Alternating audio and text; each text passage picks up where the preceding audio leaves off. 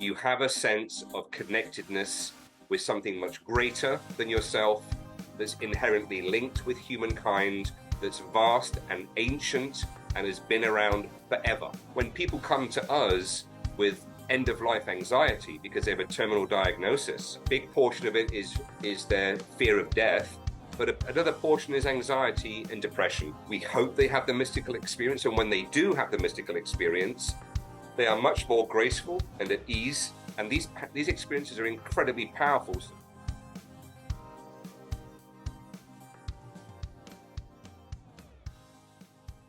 All right, well, Justin, we were talking a little bit before. I don't know anything about what we're going to dive into today, but I'm excited to learn. But wanted to give you a chance first to kind of tell the viewers what it is you do, and I'll leave it at that. What is it that you do, and why did you get into it? Okay, what do we do? So I am the CEO and owner of MycoMeditations. MycoMeditations is a psilocybin-assisted therapy retreat, and we're based in Jamaica in the Caribbean. We host about between 40 and 50 week-long retreats every year. Each retreat is 7 days long, so we're doing about between 3 and 4 retreats per month. We're working with psilocybin, which is a natural psychedelic that's grown here in Jamaica. We have our own cultivation operation too, and we have cohorts of groups of between 10 to 12 people on average per retreat, and they come down here predominantly for mental health reasons. So we're treating depression, anxiety, PTSD, fibromyalgia, cluster headaches, all manner of mental health issues, and we're treating them very successfully as well with our retreat model. It's a Western contemporary therapeutic model. So we have a psychiatrist on team, and the majority of our team members are generally licensed therapists, clinical social workers, or psychologists. What is psilocybin, and how does it help with the mental health issues or PTSD? Okay. So psilocybin is the main active molecule in what are commonly known as magic mushrooms. Basically, when you come on retreat, there are 3 key mediators to the psilocybin experience. One is cognitive insights. You may get insights into certain habits and patterns that you have in your life that are unhealthy. You may get an understanding of when they began in childhood, why they began, and how they became internalized and became just a part of who you are. The second mediator is emotional breakthroughs. And so psilocybin is known in psychotherapeutic terms as an abreactive. And that simply means it will bring that to the surface for processing that has the most emotional charge within you. Could be grief, sadness, anger. It could be that a trauma happened in childhood. The body often holds on to the physiological and emotional response to the trauma, and that impacts people's well-being as they grow older and mature into adults. So we witness a lot of catharsis down here as people process that trauma and have the emotional releases. And then the third mediator is the so-called mystical experience. When you take high therapeutic doses of psilocybin, you will go through what's called ego dissolution or ego death for a period of time, about 3 or 4 hours normally. And basically the sense of self dissolves. And the mystical experience in a nutshell is a sense of connectedness with everything, the world around you, and something greater than yourself. It's important for mental health reasons because whilst the scientists are having issues coming to terms with the mystical experience being effective, what we do know from studies is that if you have a mystical experience, the long-term psychological outcomes are much better. So that's how psilocybin functions. Neurologically, within our brain, we have a construct called the default mode network. Most of us have an overactive or a hyperactive default mode network. It's when you're lying in bed at night and you're trying to sleep, but your head's just full of analysis and chatter, etc.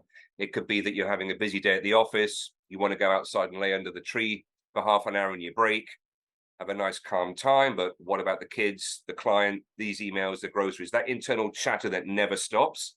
If you have anxiety, it can be very pronounced, lots of self-deprecating self-talk, catastrophizing about the future. If you're depressed, it can lead to very deep rumination. And what the scientists found about a decade or so ago was that a therapeutic dose of psilocybin can reset the default mode network. Now, what does that mean? Most of us are habitually identified with our thoughts. There's no separation between us and our thoughts and our reactions to them. And so our present moment is very much weighted down either by the future or the past. When the default mode network is reset, most, if not all of that inner chatter goes away. And there's much more a sense of being in the present moment and not under the continual onslaught of our negative inner dialogue. Does everyone react differently, or those kind of three metric or avenues of improvement, does that kind of happen to everyone, or is it that, I guess, you know what I mean? Well, we carry out lots of mental health surveys before our guests get here and rating scales to understand their baseline from depression, anxiety, PTSD, alcoholism. But the one that we do that's nationally recognized is called the Mystical Experience Questionnaire, okay? And we know that around about 40% of our guests receive the mystical experience, but we are not a mystical experience ATM. You can't just put your money in and dial up a mystical experience. Why? Why is that? Is it so I guess does psilocybin actually like change our like the biology in our minds, or is it because of these experiences that we have with it that we then change later kind of on our own? It's a bit of both. I was reading or listening to a podcast a couple of months ago that said ego dissolution via psychedelics is one of the best models that we have for what the early process of dying looks like. Okay. And so with all this brain activity shutting down consistently on a regular basis, does it rewire the brain? I would say that new connections are made between parts of the brain that didn't exist before, many new connections. Many parts of the brain that haven't communicated well, often in decades, start to communicate again. And always with psilocybin, you end up with this heightened cognitive plasticity or neuroplasticity that lasts up to 6 to 8 weeks following the retreat, but it begins after the first dose. So you and I probably have read many books about how to change our habits, but we know how damn hard it is to do so. Right. So once you've been on a retreat and you've identified the unhealthy habits that you have in life, and you've processed maybe the emotional charge behind them and your reactivity and how easily triggered you are, and now you also have this neuroplasticity, it's much easier to lay down new behaviors and new ways of being in the world over this period of time following a retreat as well. And it takes root very, very quickly for most people. But predictably, you could say most that come down for depression, anxiety, and all the conditions I've talked about get major significant relief, if not complete eradication of their symptoms for quite some time. For some, it's permanent. Some need to revisit again 6 to 12 months later. Most of our guests continue to work with therapists to integrate the material that came up during their trip experiences. Like, I don't know much about it and these experiences of people. Why is it, and not that it's a frowned upon science, but if it's so effective, and we've known about it for a long time, right? Why is it kind of not mainstream? Okay, it's going mainstream. I think if you were to start to type your own psilocybin or psychedelic inquiries into Google, your inbox and your Google searches will begin to fill very quickly. So there is actually a renaissance happening now with psychedelics. About 3 or 4 years ago, the US FDA granted psilocybin and MDMA what's called breakthrough status. That means they recognize it has substantial impact and value to people's mental health. So they're going to accelerate this to a legal status at some point in a much shorter space of time than it would normally take, say, for another pharmaceutical drug approval. So the FDA has been doing a lot in the background. There's been lots of research happening at major institutes around the world now, but Johns Hopkins in the US, Imperial College out of London, UK. Oregon has just made psilocybin legal on a state level. Colorado is about to follow. Other major states like California, New York will be following shortly after that. It's somewhat divorced from what's happening at the FDA level, but hopefully they'll come into alignment more or less soon. And I think it speaks to the fact we hold 50 retreats a year, up to 50 retreats a year. There's a huge demand for this. And many people, and it's acknowledged in science, that a lot of the pharmaceutical interventions for depression and anxiety are really just band-aids. They don't look at the core underlying problems. When I was going to my doctor in the late 80s, early 90s for depression, I was told it was down to an imbalance in my brain chemicals. Mm. The vast majority of people that we see down here have depression as a result of adverse life circumstances, be they current or be they from decades ago, like an early trauma in life that's impacting them now. So psilocybin really gets at the root cause of many of these conditions and heals them at that level. How is it consumed? Because what would the concern be, or not even a concern, but like if it becomes legal Yeah. federally, could they just put it in a pill? Or is it always going to be through a process of going to a retreat with, Okay. professionals like yourself? Yeah. There are various ways that this is going to roll out in the US. I mean, let me answer the first question. How will it be delivered? There is what's called whole mushroom research, and then the synthetic version of psilocybin. Okay.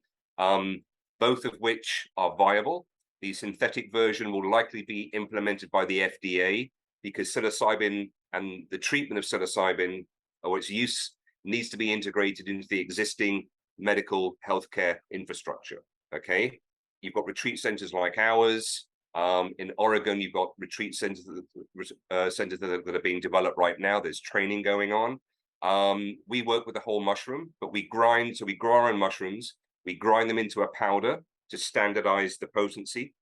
We have that lab tested regularly, so we know exactly how much psilocybin and what else is in there. And then we put them into 0.5-gram capsules. And so all of our guests receive capsules as a means to consume this. You can consume it in tea. You can consume it in shakes. We prefer ours to be as unadulterated as possible. Now, as to access in the US, I think what you're going to see is a grassroots uprising as word spreads about the efficacy of psilocybin and other psychedelics being approved. It's not like you go to a dinner party, right, and somebody's busy telling you how great their antidepressants are. As you go to more dinner parties over the next few years, you're going to hear people telling you about their own psychedelic experiences and how it helped them with their depression, anxiety, PTSD, etc. So you're going to see an upswelling, an upsurge from grassroots end users. But right now, there's not enough licensed, trained, experienced clinicians to apply this in the US. There's insurance coverage that's bubbling up right now. There's the whole psilocybin revenue, similar to the cannabis sector. Where can they bank their revenue? Or psilocybin adjacent businesses. All of these pieces have to come into place. But I do suspect the demand will far outstrip the supply to begin with. I've heard recently that MDMA, otherwise known as ecstasy or Molly, in a pharmaceutical medical model, is probably going to be announced legal and able to be used either very late this year or early next year. So one of the big things with traditional treatments for mental health is the side effects of those drugs, right? Are there side effects associated with psilocybin or MDMA? Okay. Once you take the psilocybin, you can have powerful experiences. We've all heard the so-called bad trip, but what's really essential to a mushroom session, first of all, is set and setting, where set is your mindset going in, and setting is the environment and how safe you feel with the environment around you and the competency and the experience of the people you're working with, okay? So if you are processing a powerful rape trauma from 20, 30 years ago, or some other form of abuse, that can be a challenging experience to have. But once all that material is out through catharsis and it's been integrated and processed, is quite a transformational thing happens to all of our guests. Life becomes a lot more better. They're not just coping anymore, they're flourishing, okay? And really able to get on in life, and that's across the board. So psilocybin has what's known as transdiagnostic advocacy. So as you look at the different mental health categories, it almost impacts every single one. And whereas most pharmaceuticals are designed for one particular category of mental health treatment, for the most part, they may have some secondary use. So it can be normal to be a little bit destabilized for a few days as you're taking on your information, you're learning information that was hidden to you about your life and yourself. Sometimes you're realizing that the relationship that you're in isn't really ideal for you anymore. So there's all these things to navigate in life when you get back home. But it's all with a view to improving life generally and beginning to flourish. Once psilocybin has a very short half-life, it's out of the body within 24 hours, 36 hours max. So it's just how you feel emotionally and mentally and even spiritually afterwards. Most guests leave here on cloud nine, very happy that they had the experience. And our TripAdvisor, which is where lots of our guests write their testimonials, has 240 five-star reviews. Sorry, 240 reviews, of which 235 are long testimonials that are five-star reviews that speak to their experience and how life-changing it's been. And many of our guests are actually medical professionals. They're psychiatrists, doctors, sorts of physicians, surgeons, therapists as well. And they come through out of a case of sense of professional curiosity, but also to treat their own mental health issues. So the negativity that we've heard in the past about, you know, those substances, it comes from if you have a trip and you're at a club or in a party, that's a very different setting than in a, you know, controlled. Exactly. Okay. Exactly. And, you know, imagine you're going to a club or, you know, the stereotypical Grateful Dead concert, 20,000 randoms. You've had a few pints, you know, you go in, somebody offers you a bag of mushrooms for the first time, you put them down your neck, and you go through ego dissolution and you think you're dying, and or traumatic material from your childhood starts to come up for processing. That would equal panic and resistance. And that's when the paramedics show up and give somebody something like a benzodiazepine class of drug to take them out of it. So that's the bad trip. And frankly, you know, it was during the Nixon era and then via Reagan, the whole war on drugs. They were stigmatized, lots of urban myths that were scary for people. Michael Pollan wrote a book about 5 years ago now called How to Change Your Mind. Definitely worth a read for anybody considering a psychedelic journey. And that began to create a seed change within people's perceptions and focus it a lot more positively, I would say. Well, because these aren't, I mean, I guess there will be potentially synthetic versions, but the difference between this and hard drugs is that they're actually just plants, right? Similar to like the cannabis industry. Yeah. It's naturally occurring substances that, you know, we've probably used for thousands of years at this point. Exactly. And many medicines anyway are formulated originally out of a plant substance. And like anything, you take too much of it, it's going to hurt you. You don't take enough, it's not going to be effective. Psilocybin has an extremely low toxicity. That means you'd have to probably eat half your body weight in psychedelic mushrooms for it to have a negative toxic effect on you. Okay, so it's very, very safe. And also it's non-addictive.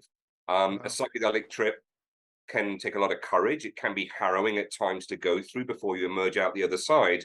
So it's not the kind of thing that people sit down and do what are called macro doses, big therapeutic doses on a once a week or every other day basis. It just doesn't have any addictive qualities like that at all. So there's no, I mean, how often do people come back for their visits, or is there do you guys have a recommendation on that, or can it be a one-time thing? It depends. It depends how well they've integrated their experience and put new behaviors into place since they were last here. But on average, maybe 12 to 18 months, we see our guests begin to return. And it's not just our guests. Often the husband gets sent first as the guinea pig, then the wife follows, or vice versa.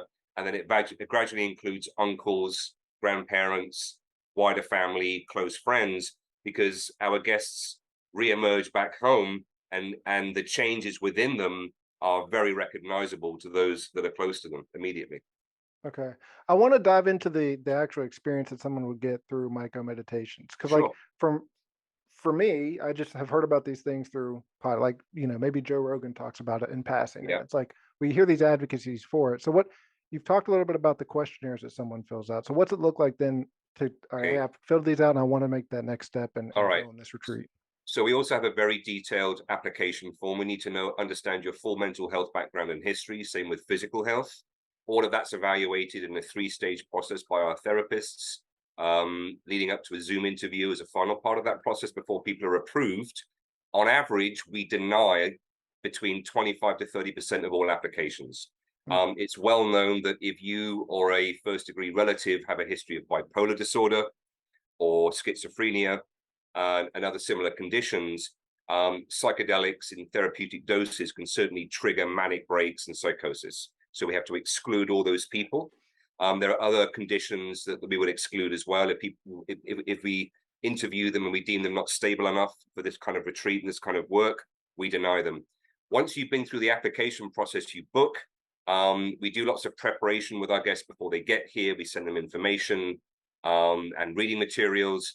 And so they arrive, and typically they arrive late Friday afternoon at we've got 5 or 6 different locations we use. They get checked in by our operations team. All the guests have met at the airport or met traveling here together. We have dinner with them together. The therapy team comes along and meets with them all. We get to know them.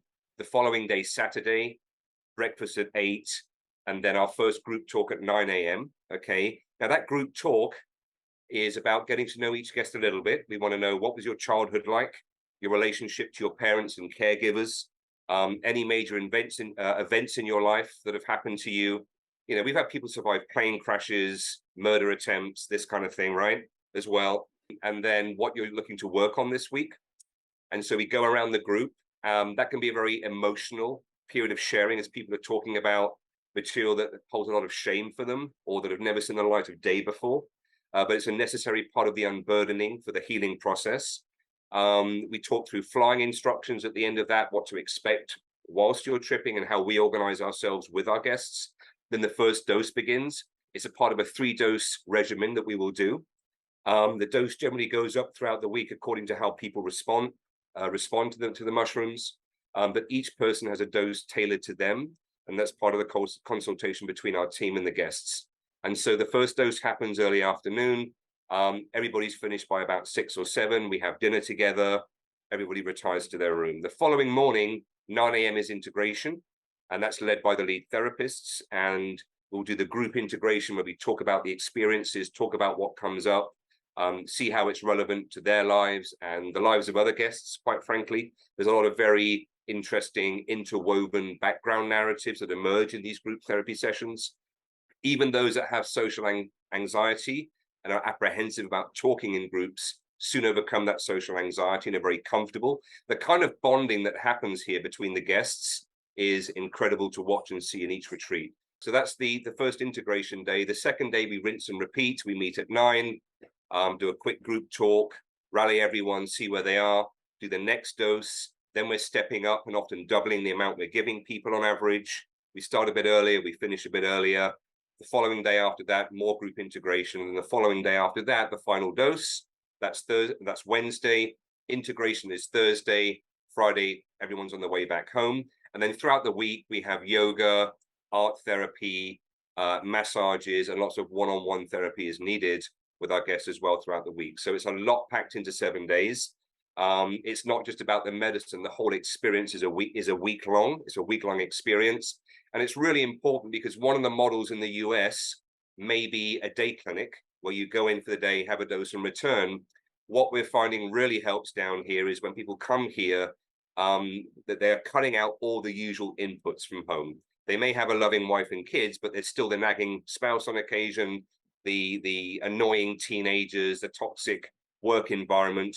Shutting out all those inputs for a full 7 days, allowing our guests to just focus on themselves, really helps the outcomes and how much progress they make. How is you talked about the dosing specific for everyone. Is that like weight-based? How are you guys calculating that? Okay. There is no correlation between body weight or BMI and the dose itself. Scientists have tried to standardize this. You'll see in the research trials, 0.25 milligrams of psilocybin for every 70 kilograms in body weight, but that was not delivering outcomes for depression or anxiety that they were expecting. So there's a rational side to our equation. We want to know, what's your condition? How long have you had it for? How acute is it? And then the intuitive part is based upon our experience. The reason why we do 3 doses and not 2 is we start with a low dose to see the sensitivity and tolerance. And that gives our guests their first experience. They go in at the shallow end, then we can tailor it much better into the desired amount for the second and third doses, but it's different for everybody. So that first dose is a low dose, and then is it like they go back to their room or whatever, and they're telling you the next day? Are they like monitored during that? How does that work that you then interpret, okay, this is the state that they were in or the experience they had? Okay, so when they're dosing, it's very much a natural setting we have here. So all of our guests are given a nice comfortable recliner, a yoga mat, pillows, tissues, this kind of thing.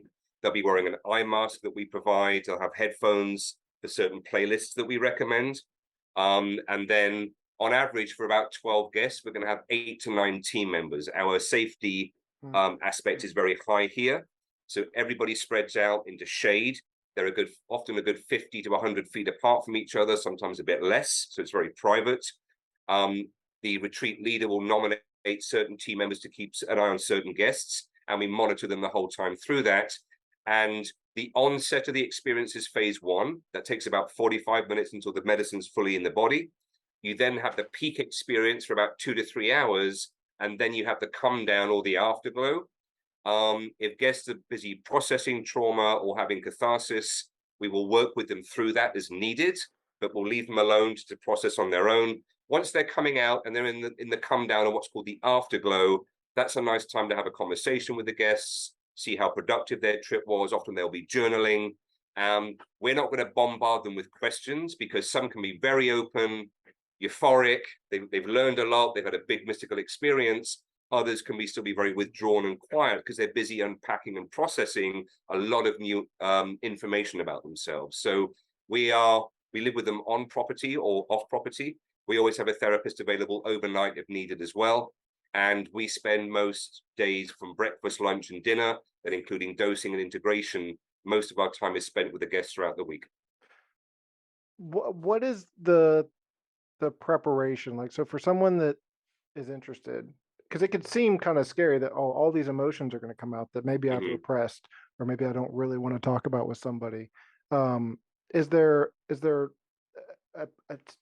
a plan that you guys have for people to kind of think about, or to start to plan for what they're going to experience? Absolutely. That's part of our preparation process. Okay. Materials around all these subjects you've just mentioned are sent to them. We have team members available for them to speak to as necessary as well.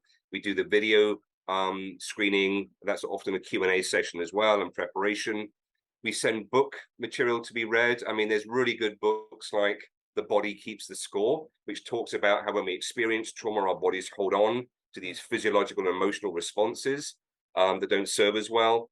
Other good books are It Didn't Start With You. We have a lot of people down here that had neglectful parents or outright brutal parents, and they are somehow trying to reconcile that.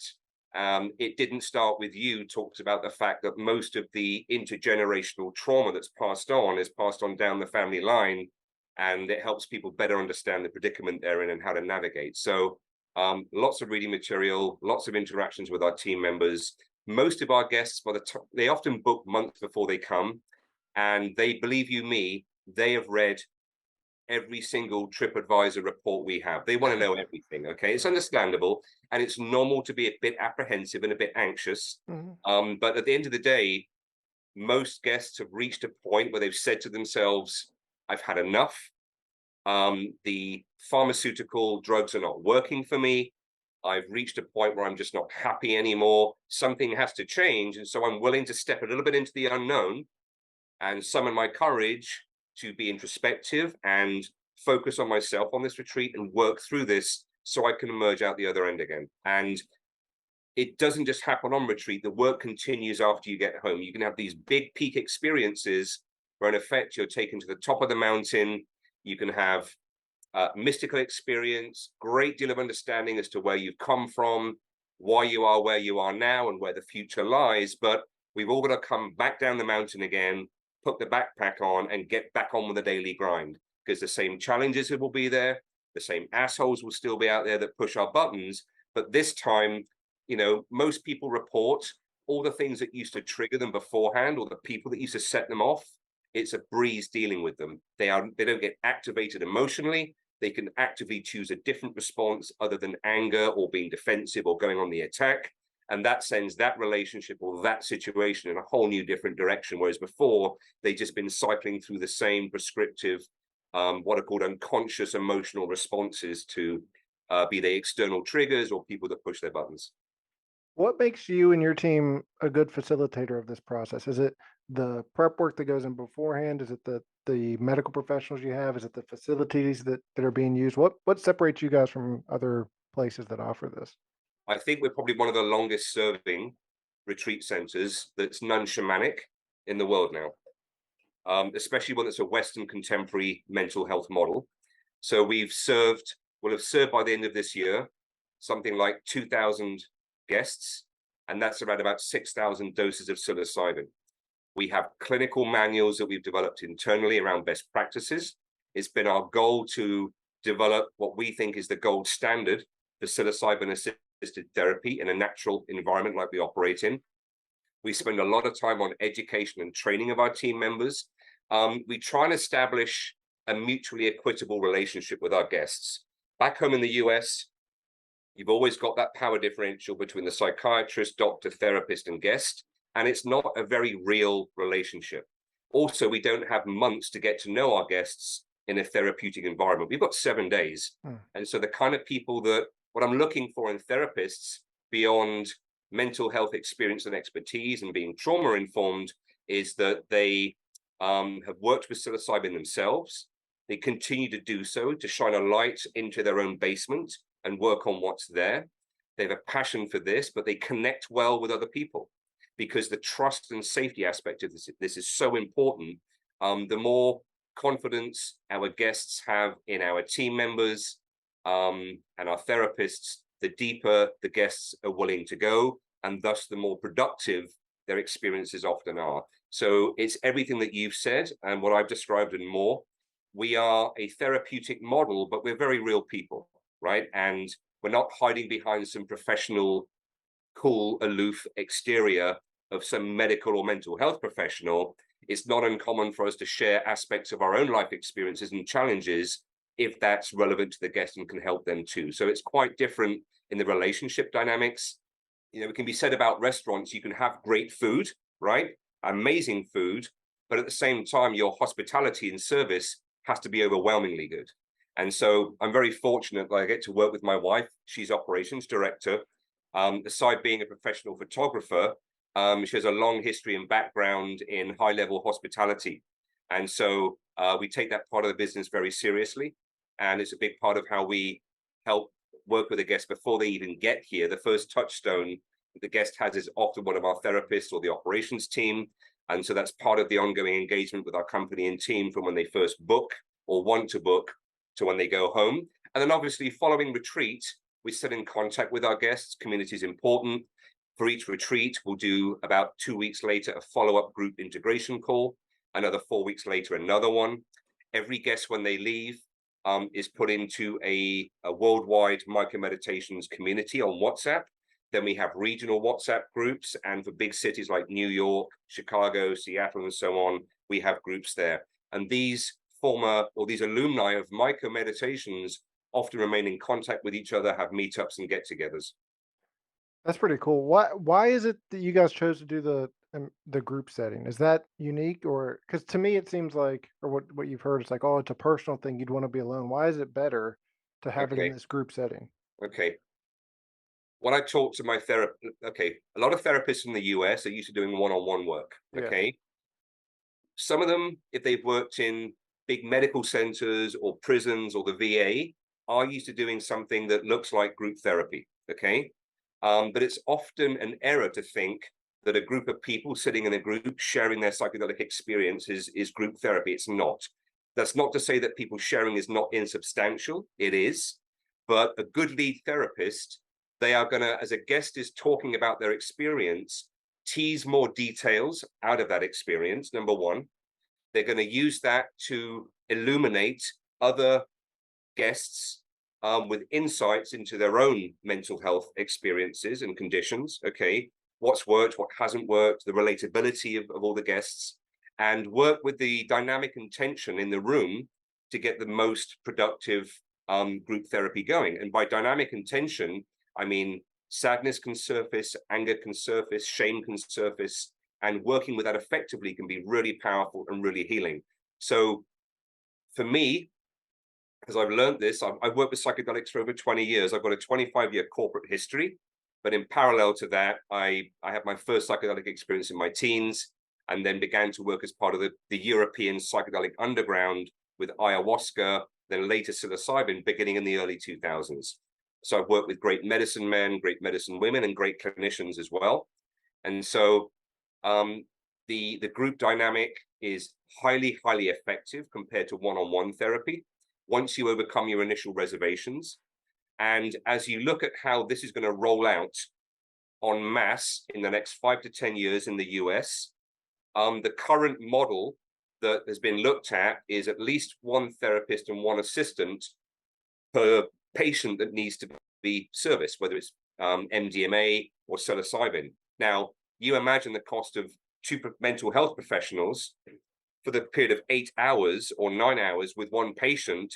It becomes very, very pricey just for the dosing alone. Then you have the ongoing hours of integration therapy. So from a purely macroeconomic perspective, the scale of economies with group work is much better for the industry as well, and much easier on the pocket for those paying out of pocket, and ultimately for the insurers when they get on board with this too. Well, that makes a lot of sense. Does it time, or do people kind of realize that being transparent, being vulnerable, kind of relatively quickly in that setting is beneficial to them? It happens very, very quickly. And, you know, we have some hardcore cases down here. Oh, People yeah. are very rigid, extremely reserved, or they carry a lot of shame around whatever it is they're dealing with. You know, part of the art of the group therapy is when you're leading group therapy is you pick the person that has their emotions just below the surface and is probably most likely to have an emotional release. It kind of sets the tone for the rest of the group. So even those that are struggling with their emotions and struggling with being more open eventually do so. When they understand its core to the rest of the week, how open they are, how introspective they are, how willing they are to grasp with these internal narratives and to give them voice, they go the extra mile of speaking about it. And I think the mentality is this: look, I'm about to do 3 relatively big doses of psilocybin this week. It's 1 week out of my entire life. I'm going to have all the courage I can to do this. I may as well take the next step to talk as freely as possible about myself and what I'm feeling as well. This is a bunch of random people that, you know, I'll leave here, I'll never see them again, maybe, but they do see them again. They all stay in contact. And frankly, when most other guests are speaking openly about their experiences and their childhoods and their traumas, it's hard not to participate in that, even for the most rigid of individuals or closed off. I don't know how specific you can be, because I don't know if it varies from person to person, but when you talk about the experiences that someone Yeah. has, I I'm curious of what that looks like. Is it just I'm seeing cartoon characters, or what is it? What does Okay. an experience look like? Okay. It's myriad. It's a Okay. good question, by the way. It's myriad. Some people will just get a blank canvas. Okay. But lots and lots of insights and lots of sensations and somatic experiences in the body. Okay. That's some. That's it. Okay. Okay. Others will get the full psychedelic fractals and colors, depths of color and range of color not normally available to the human eye in the visible spectrum. Music will sound deeper, richer. You'll hear more tones. Okay, so that's the usual psychedelia that appears. All right, then you can have futuristic landscapes that appear, mythological scenes. It's very common to begin to recover memories from childhood as well, but not just random memories. They're always pertinent to something. Sometimes there is a layer of interpretation that you have to have in the same way as when you dream Mm. and certain images and symbols come up that we know is the unconscious mind attempting to communicate themes to you, right? A lot of work has been done in dream analysis. That mytho-poetic layer to the trip experience is there as well. But let's talk about some of the more hardcore, challenging stuff. It's not uncommon. About 40% of our guests, male and female, although it's skewed towards female, have been through some kind of childhood sexual abuse. Okay. Now, they may have an inkling that something happened. Some will be very clear it happened and they've dealt with it through medication and alcohol and drugs ever since, and not done that well in therapy because talk therapy isn't great for working on trauma. Others have got no idea that this happened to them. And the reason for that is within psychology, there is a defense mechanism of the psyche, excuse me, called dissociative amnesia. And it's to protect you from what it does is it will put the memories of the event into the unconscious mind where it's unavailable to your normal waking consciousness, and the body will hold on to the physiological and emotional response. So how does that play out? As adults, they may have maladaptive behaviors as a result of that trauma that they didn't know happened. They may have poor relationship issues where they're cycling through relationships with abusers, for example. That's a very common thing, unconscious patterns that happen. They may have poor relationship with alcohol and drugs, and that's why they're here. But they're often very high functioning in life as well and getting on fine. And so by the second dose, normally, they will start to recover memories of the abuse. And it's not so much they have to relive their rape trauma, but they will have to re-experience their body's first physiological and emotional response to the trauma. So that means their body's held on to fear, terror, shame, powerlessness, disgust, all these feelings that you imagine are associated with an experience like that and after it. They will start to recall these memories. Now, it's not as cut and dried as all the memories come back, okay? If it's been a series of events, it will often be a mishmash of fragmented memories merging together, but a lot of embodied knowledge about what happened. They will often smell the alcohol on the abuser's breath, and lots of other key things come in as well. Now, we would never say to our guests, because you're recalling it, this is definitely what happened, okay? Our approach is do no harm. It's clear from the way the body is responding with trembling and convulsions and everything else that you've experienced some trauma. We're going to help you work through that trauma and process it, okay? So that's how we process that. And then often there's a bit of cognitive dissonance, like how can I be a professional female, mid-50s, successful entrepreneur executive with an MBA? How can my intellect have let me down so much? How can I not have known this happened? And then there's also, often these abuses are carried out by close family members or close family friends. It's often the case. So the cognitive dissonance of taking all that on and integrating it. We have people here that specialize in childhood sexual abuse as therapists. So we take them through that. We look after them when they get home and help them get set up with another therapist when they get home. Another powerful defensive mechanism of the psyche is denial, where there's willful denial. We will see that show up as we talk about people's childhoods. They may say, yeah, I had an amazing childhood. Parents loved me. It was great. But there's a theme or a theme called childhood parental fantasy abuse.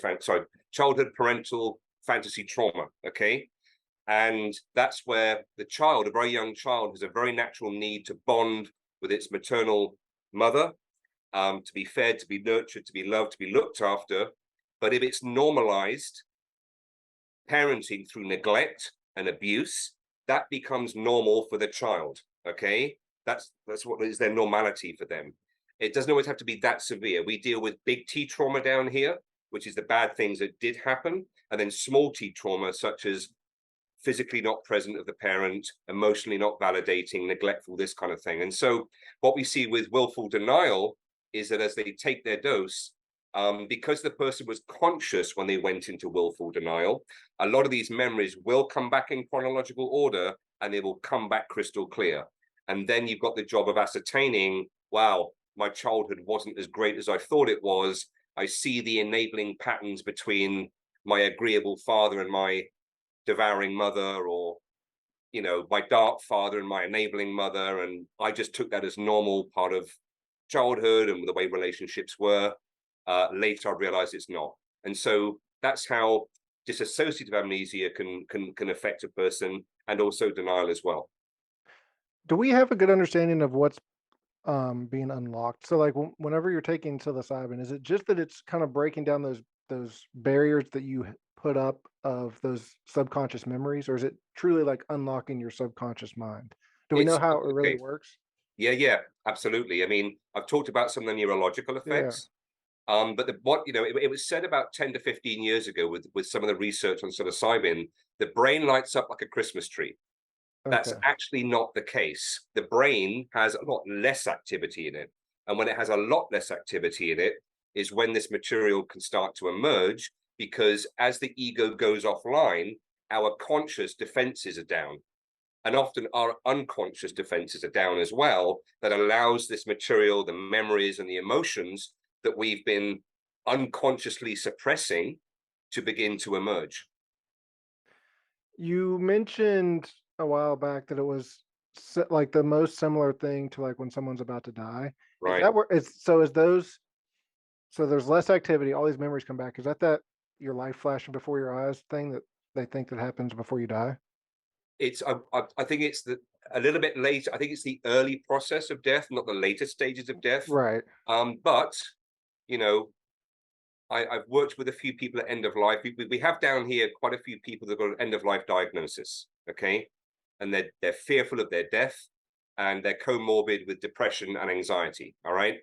Um, and it's not uncommon for people at the very late stages of life, though, even if they've been the most rigid, repressed, closed off people, to actively start going through catharsis and having regrets about their life and opening up and becoming softer and more vulnerable as well. So I would say it mirrors the early stages of the dying process with regards to brain activity.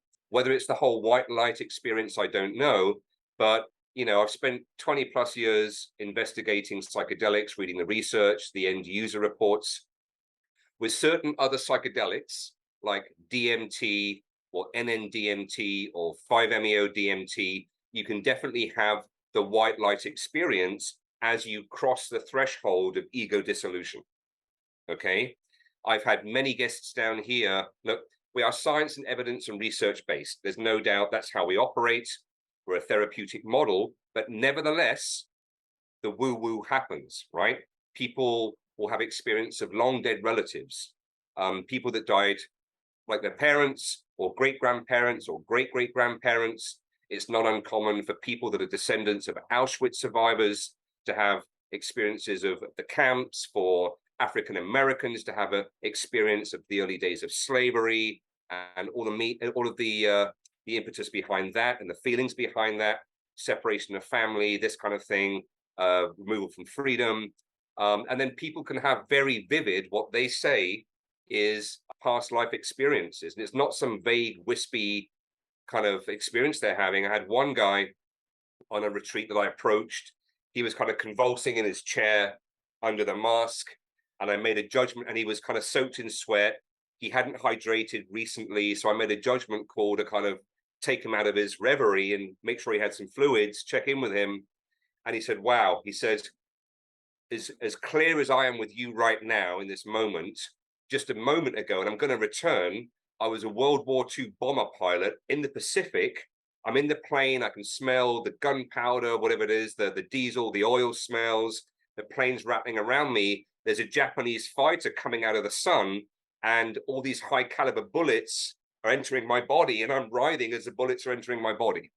And then the next session he goes back in, has the same thing.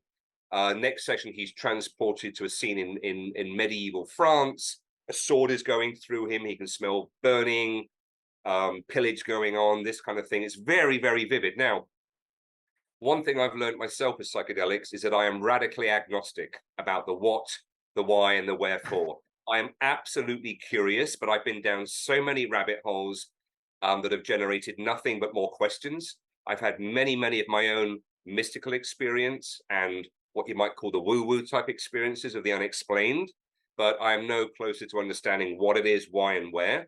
But that's often a part of people's experiences as well. And it's not just a standalone thing that happens as a byproduct.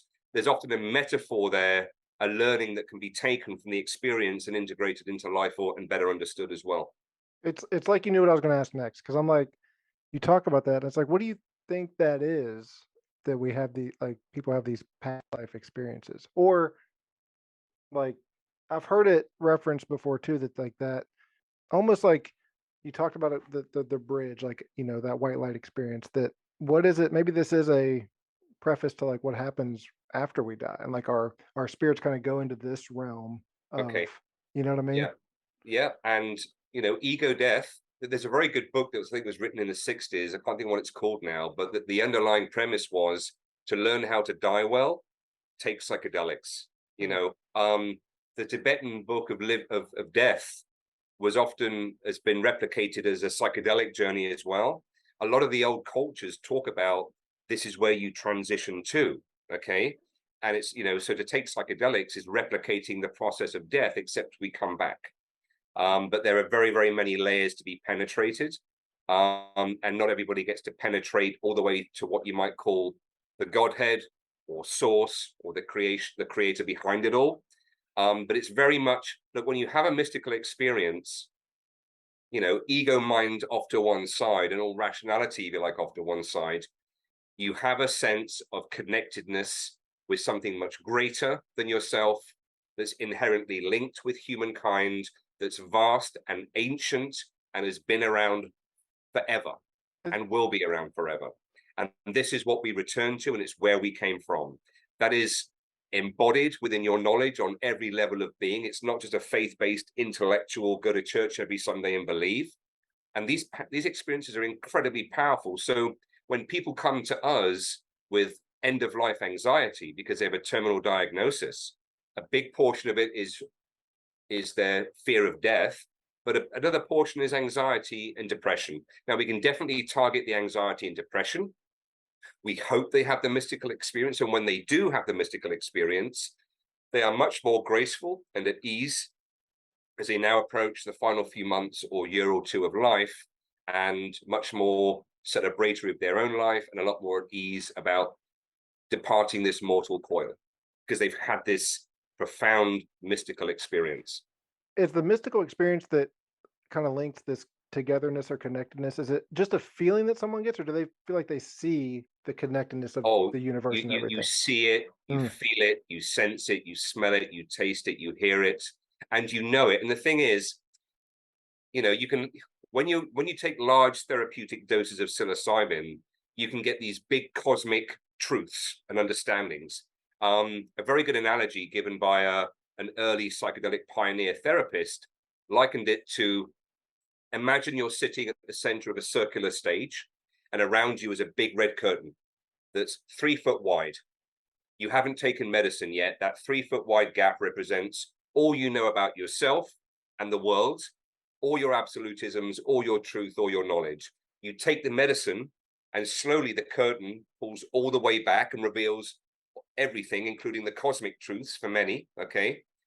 And then as the medicine leaves your body a few hours later, the curtain begins to slowly close again, but this time it remains 10 foot wide. So the upside is you've got a much greater perspective on your life and who you are, why you do the things you do, why you are the way you are, what you want to change. But you also get these big cosmic truths. But most people struggle with containing these truths that make absolute sense to you when you're in that space, that you're often outside of time and space. But as you come out of the trip space and back into normal reality again, it's hard to contain these truths. It's almost like this gray matter between our ears is 120 volt experience, but the wider cosmic universe is a 240 volt experience, and there's no transformer to step down the load, right? So you retain deep truths, but articulating it in detail is not an easy thing to do always for some. It's like, that makes me think of, I don't know if you're familiar with Plato's allegory of the cave. Absolutely. So is it the kind of, but the taking the medicine then kind of removes you from the cave, so you can see what it was that you're limited to. Okay. Yes, it removes you from the cage and blows the fire out and lights everything up. Okay. But then you have to go back afterwards. Well, I mean, yes, but you go back into the cave, but you've got more illumination, right? This time. And it's like you understand the games that you play with yourself in the world. You understand the games that society plays. You can then, rather than being unconsciously maybe adrift in all of that and a victim of all your circumstances, you can now begin to navigate the world from a different perspective. We often liken the mind to an iceberg, where the 10% above the water is the conscious mind, and the 90% below the water is the unconscious mind. We all have unconscious patterns within us that we developed in childhood. C.G. Jung, the famous psychoanalyst, he was quoted as saying this, but I think he paraphrased it from elsewhere. But what he basically said in a nutshell is, until you make the unconscious patterns conscious in your life, they will play themselves out in the world around you, and you will think that it's your fate. So the minute you're able to come to terms with these unconscious patterns that we develop in childhood, take them out of the unconscious and make them known and integrate them, we become the master of them. and they're no longer pulling the rug out from underneath our feet, because every day, all of our daily conscious choices are also informed by unconscious influences and narratives and patterns and behaviors within us. It's that we're completely unaware of. That's awesome. What was the impetus that made you turn this into a business, right? So you've had experiences, you've done a lot of research, obviously, and like you said, Yeah.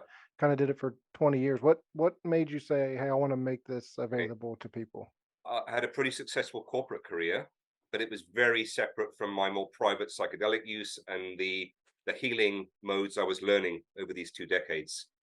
But increasingly in my corporate career, I was feeling more and more like a square peg in a round hole, and also extremely sensitive emotionally, very quite empathic, and I wasn't able to live truly with integrity within that world. Right, too many other forces at play, requiring other less desirable aspects of me to do things I didn't want to do.